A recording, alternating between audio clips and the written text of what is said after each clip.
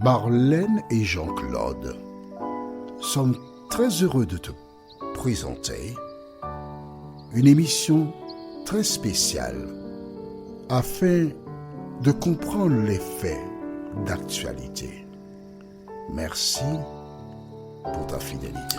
Merci d'être là encore afin qu'ensemble nous puissions continuer la compréhension de ce thème si intéressant et important. Le thème du jour, c'est la circoncision du cœur. Nous avons deux références bibliques. Je t'ai présenté une hier, ou précédemment, 1 Pierre chapitre 3.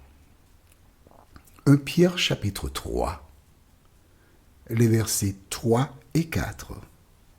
1 Pierre 3, les versets 3 et 4.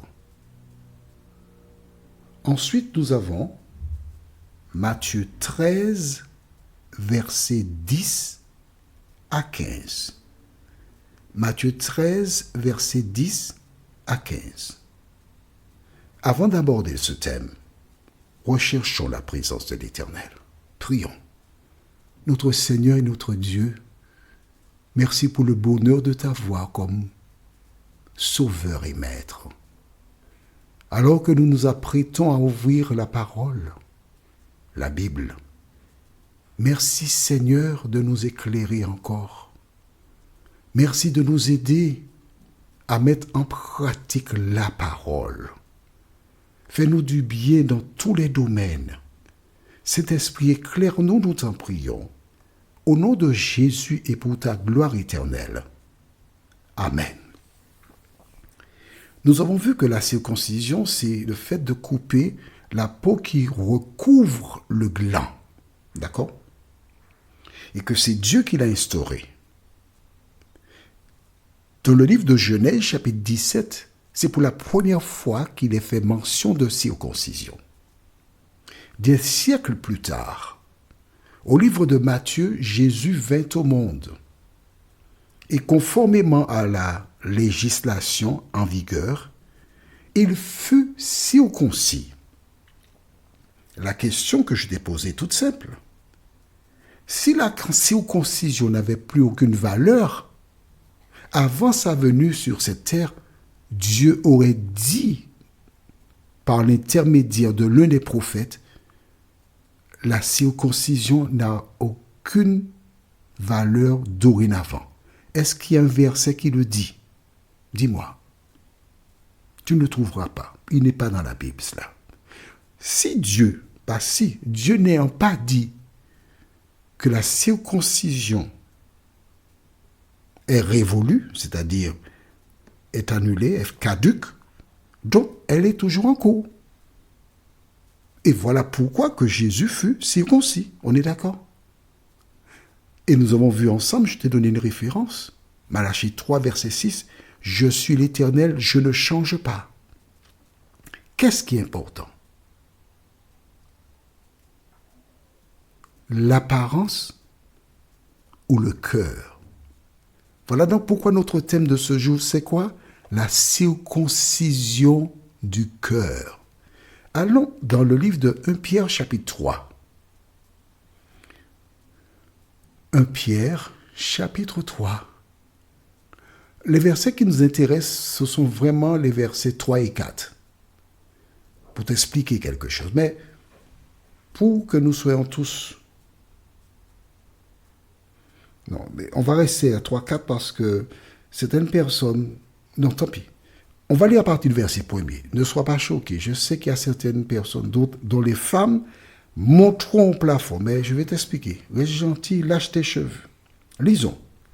Femmes, soyez de même soumises à vos maris, afin que si quelques-uns n'obéissent point à la parole, ils soient gagnés sans parole par la conduite de leurs femmes, en voyant votre manière de vivre chaste et réservée. D'accord? Alors, en ce temps-là, les femmes étaient perçues et traitées d'une certaine manière. Pourquoi? Parce qu'il y avait un conflit, et ça existe toujours, le conflit entre hommes et femmes, où l'un veut dominer l'autre. D'accord? Bien. Maintenant, que se passe-t-il?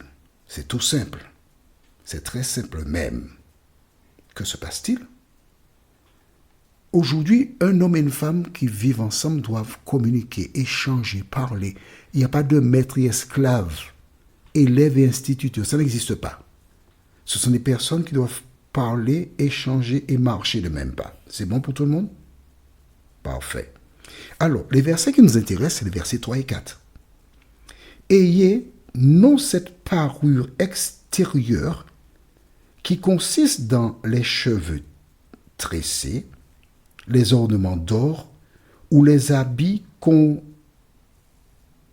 revêt. Mais la parure intérieure est cachée dans le cœur. La parure incorruptible d'un esprit doux et paisible qui est d'un grand prix devant Dieu. Qui est d'un grand prix devant Dieu. Et non cette parure. En clair, la Bible condamne l'apparence. Être circoncis et croire que le fait d'être circoncis fait de moi un enfant de Dieu, on peut dire n'importe quoi, on peut faire n'importe quoi, c'est être à côté de la plaque. Pourquoi? Ce qui est important, c'est le cœur de l'homme. Et cela, nous le découvrons dans le livre de Matthieu, chapitre 13, versets 10 à 15. Matthieu, chapitre 13, versets 10 à 15. Que je te dise, il existe des versets qui parlent de la circoncision du cœur, mais j'ai préféré prendre autre chose pour t'éclairer, pour te montrer l'importance. Lisons. Matthieu 13, versets 10 à 15 déclare: Les disciples s'approchèrent et lui dirent: Pourquoi leur parles-tu en parabole? Jésus leur répondit: Parce qu'il vous a été donné de connaître les mystères du royaume des cieux, et que cela ne leur a pas été donné. Car on donnera à celui qui a, et il sera dans l'abondance, mais à celui qui n'a pas, on ôtera même ce qu'il a. C'est pourquoi je leur parle en parabole, parce qu'en voyant, ils ne voient point, et qu'en entendant, ils n'entendent ni ne comprennent. Et pour eux, s'accomplit cette prophétie d'Ésaïe. Vous entendrez de vos oreilles, et vous ne comprendrez point. Vous regarderez de vos yeux, et vous ne verrez point, car le cœur de ce peuple est devenu insensible. Ils ont endurci leurs oreilles, et ils ont fermé leurs yeux, de peur qu'ils ne voient de leurs yeux, qu'ils n'entendent de leurs oreilles, qu'ils ne comprennent de leur cœur, qu'ils ne se convertissent, et que je ne les guérisse. Voilà, le cœur. Et c'est pourquoi la Bible te dit, le cœur de l'homme est tortueux et par-dessus tout méchant. Qui peut le connaître? L'important, ce n'est pas le fait d'avoir été circoncis qui fait de moi un enfant de Dieu. L'important, c'est que j'ai un cœur pur. Du reste, Jésus le dit, heureux ceux qui ont le cœur pur, car ils verront Dieu. Ce n'est pas parce que tu as été circoncis que tu verras Dieu, mais c'est bien parce que ton cœur est pur. Ce qui démontre que tu es un enfant de Dieu, c'est avoir un cœur pur, de marcher selon la parole et d'obéir à Jésus de Nazareth. N'oublie pas, tu dois faire des recherches. Tu ne dois pas te contenter de ce qu'on nous dit, mais ce que dit la Bible. Notre thème pour la prochaine étude s'intitule « La parure de l'homme ». La parure de l'homme. Et nous avons deux références. Dans Samuel et dans Psaume 51. Alors, je te donne déjà la référence de Psaume. C'est Psaume 51, le verset 12. Psaume 51, verset 12. Tu as noté ça? Psaume 51, le verset 12. La parure de l'homme. Et l'autre référence, c'est 1 Samuel 16, le verset 7. 1 Samuel 16, le verset 7. En attendant, prions. Notre Seigneur et notre Dieu, merci pour la parole. Merci de nous aider à comprendre que tout ce qui est à l'extérieur n'a pas de valeur pour toi. C'est important, mais ce qui a de la valeur, c'est l'état de nos cœurs.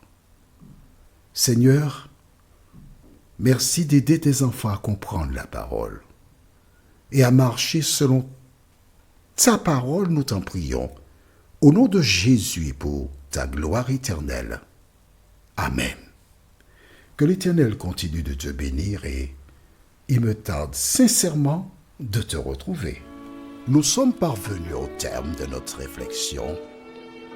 Si d'aventure tu as une question, il te suffit d'envoyer un message par le biais de WhatsApp au numéro suivant, plus 596 696 88 93 93.